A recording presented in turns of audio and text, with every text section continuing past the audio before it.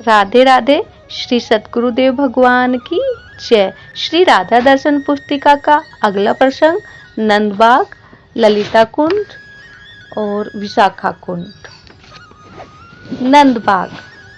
नंदबाग में नंदबाग नामक एक बगीचा है। इस बाग में भी नंद बाबा की एक गौशाला थी। अनेक नौकर चाकर होने पर भी श्याम सुंदर कुछ गायों का दूध अपने हाथ से निकाला करते थे। एक बार श्री कृष्ण इस स्थान पर गोदोहन कर रहे थे और राधा जी इसी रास्ते नंद भवन जा रही थी। मैया यशोदा ने बड़े प्रेम से राधा रानी की रसोई सेवा के लिए बुलाया था। ललिता जी ने गोदोहन करते हुए गोपाल को देखकर कहा, किशोरी जी इस रास्ते नहीं चलिए, श्याम आगे दूध निकालते हुए आपकी ओर मुस्कुराकर घूर घूर कर देख रहे हैं।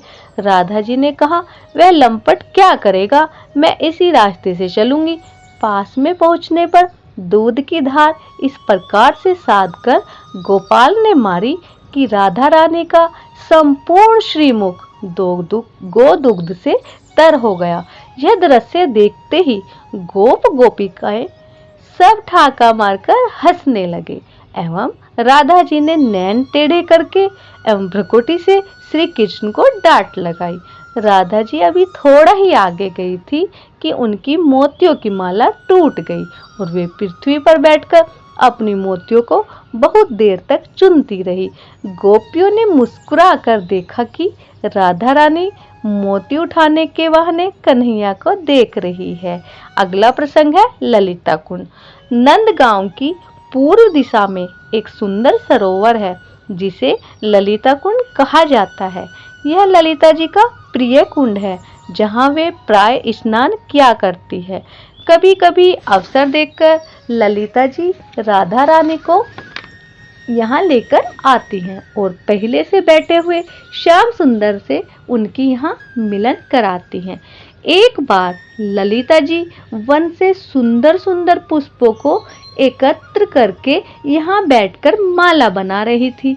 जब माला बन जाती थी तो पुष्पों को बिखेर देती थी और फिर से माला बनाती थी। नारद जी आड़ से यह दृश्य देख देख कर आश्चर्यचकित होकर ललिता जी के पास आकर बोले कि ललिता जी, माला बन जाने के बाद आप फूलों को क्यों बिखेर देती हैं और माला दोबारा फिर से बनाती हैं? ललिता जी ने कहा, देवर्षि जी, माला बन जाने के बाद मुझे ऐसा लगता है कि यह माला श्याम सुंदर के लिए सही नाप की नहीं बनी, या तो छोटी रह गई या बहुत बड़ी हो गई। नारद जी ने कहा, पास में ही तो गोपाल खेल रहे हैं, उनको बुलाकर अपने पास बैठा कर नाप कर सही माला बना लीजिए।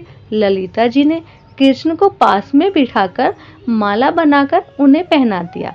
हम श्याम सुंदर के साथ ही साथ राधा रानी की प्रतीक्षा करने लगी, क्योंकि कुछ देर पूर्व राधा जी यह बोल गई थी कि ललिता तुम माला बनाओ, मैं अभी आती हूँ। एक बार भगवान से नारद जी यह वरदान मांगा कि मैं ललिता जी के साथ आपको झूले पर झूलता हुआ देखूं।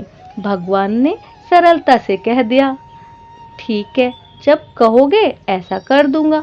आज सुंदर अवसर देखकर नारद जी ने प्रेम पूर्वक आग्रह किया कि प्रभु, मुझे दिया हुआ वरदान आप पूर्ण करें, अर्थात ललिता जी के साथ आप झूला झूले। गोपाल ने नारद जी की प्रार्थना स्वीकार कर ली और झूले पर झूलने लगे। नारद जी प्रणाम करके जय जयकार करते हुए राधा रानी के पास गए। राधा जी ने देखा नारद जी ललिता कृष्ण की जय हो, ललिता कृष्ण की जय हो बोलते हुए चले आ रहे हैं।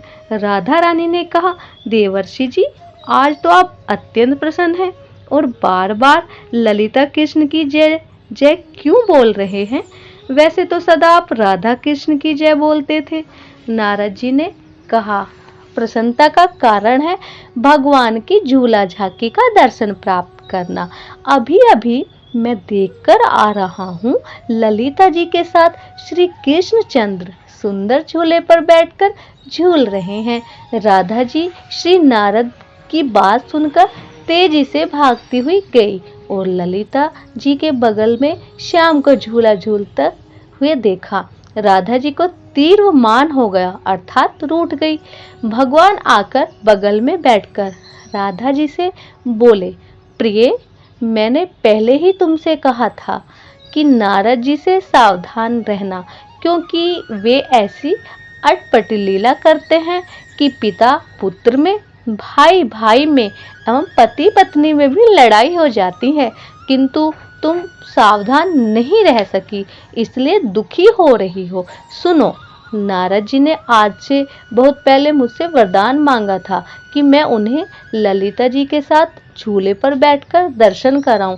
सो वे आज अवसर देखकर मुझसे वह वर पूर्ण करने को आग्रह किए, इसलिए झूले पर मुझे ललिता जी के साथ थोड़ी देर के लिए बैठना पड़ा, नहीं तो मैं असत्यवादी बन जाता। यह प्रसंग यही विराम होता है। अगला प्रसंग है विशाखा कुंड। ललिता कुंड के निकट ही विशाखा कुंड है। इसी के पास में विशाखा जी का कुंज था, जहाँ वे प्रिय प्रियतम को बुलाकर मिलन कराती थी एवं विविध प्रकार से दोनों को श्रृंगार करती थी।